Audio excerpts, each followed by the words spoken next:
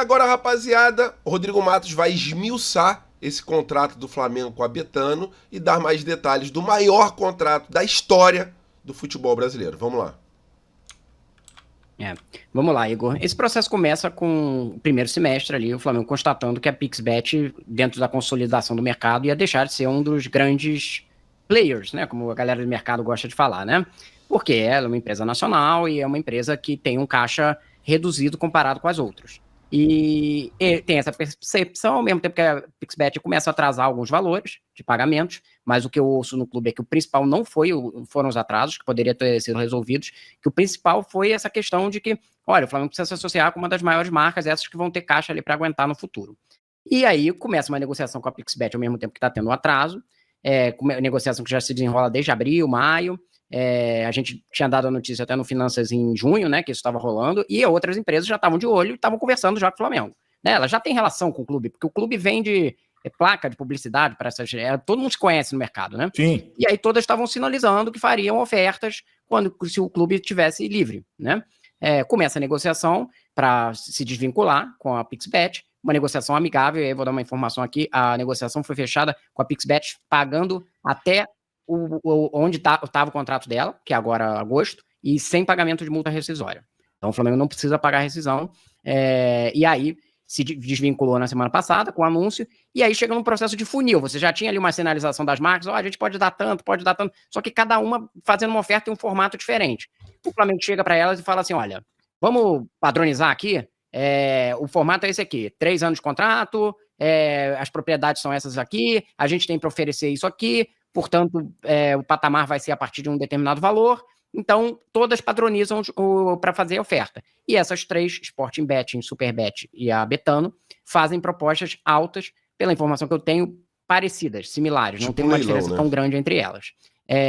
Esse processo vai num funil, cada uma fez uma oferta só, mas não foi concorrência no estilo envelope fechado. Isso aí me disseram que não teve, mas que cada uma só podia fazer uma proposta. Depois teve uma coisa que uma sondou para, mas eu posso aumentar um pouco mais, e aí o Flamengo falou assim, não, às vezes a gente até pode ter dado uma informaçãozinha errada ou não na sexta-feira, porque essa história a gente consegue contar bem em geral quando ela se conclui, né? Não precisa completamente. Mas então cada uma fez uma oferta, o clube passou a tarde inteira analisando, e ele levou em conta várias coisas. O valor, sim, acho que acabou sendo decisivo, porque as 3 empresas eram consideradas do mesmo patamar. O Betano tem uma coisa de trabalhar globalmente a marca do Flamengo, isso está dentro desse pacote.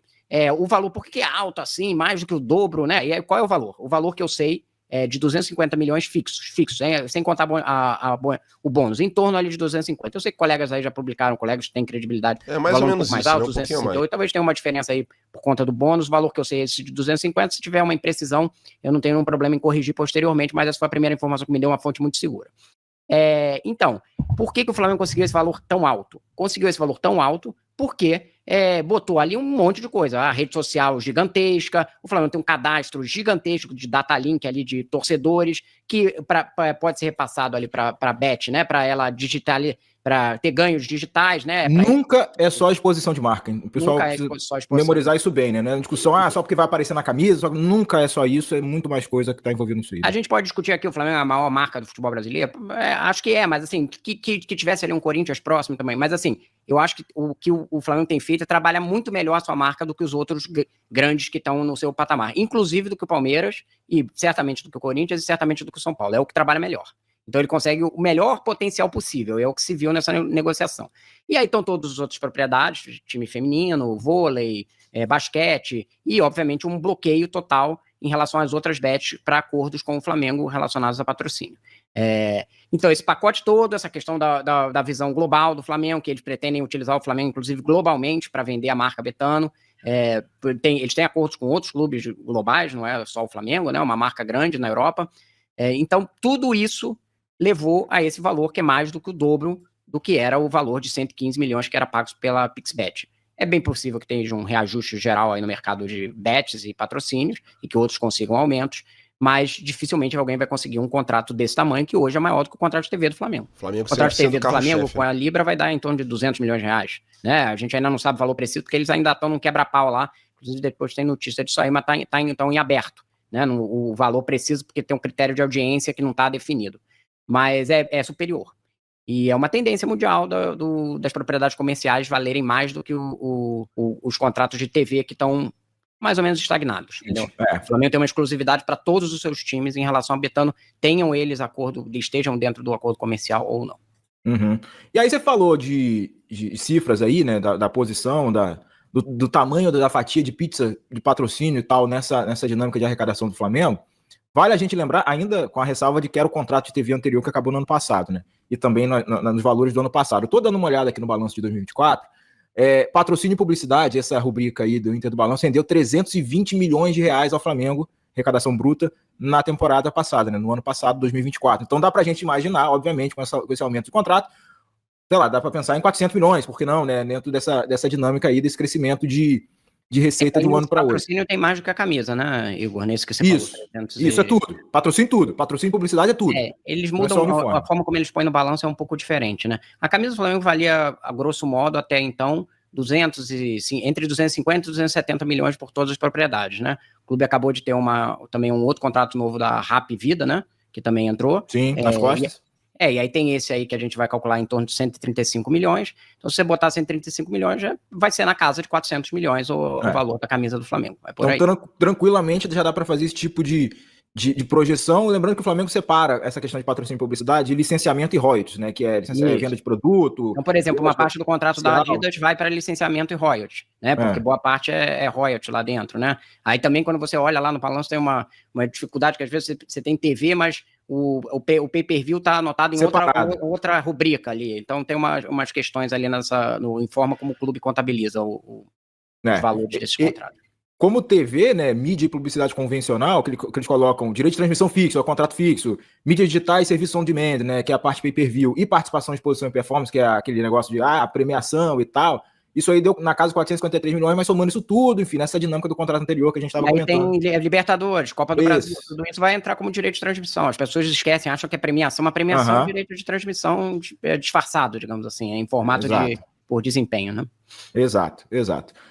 Então, a gente tem uma noção do volume das cifras de um ano em que o Flamengo bateu no futebol em si, nessas receitas principais do futebol, 1,2 bi de arrecadação. Então, ano passado era 295 milhões o valor do contrato do brasileiro. Como o desse ano caiu, já falamos disso várias vezes aqui, entre 80 e 100 milhões, então agora o contrato com a Betano é o maior contrato do Flamengo. Contrato de 250 milhões durante 3 anos, né, que é mais excelente para o clube em termos de finanças, e é uma receita recorrente, né, que é regular, mas o clube tem que ter em mente sempre que essa questão de apostas, no futuro, pode ter uma queda de investimento. Então o clube pode aumentar as suas despesas em determinado patamar, mas ele tem que ter em mente que, eventualmente, isso pode ser que esse mercado vai sofrer um reajuste para baixo lá na frente. Pode acontecer e pode ser que não aconteça. Surpreendentemente, para mim, pelo menos, teve esse aumento, mais um aumento do mercado agora que você tem a consolidação. Se vai ter mais na frente, não sei, mas eu acho que o clube tem que estar preparado para, eventualmente, para isso ser uma receita que ele tenha como extra, digamos assim, ainda que seja recorrente, entendeu? E não virar e falar assim, não, vamos aumentar absurdamente a folha salarial do futebol, entendeu?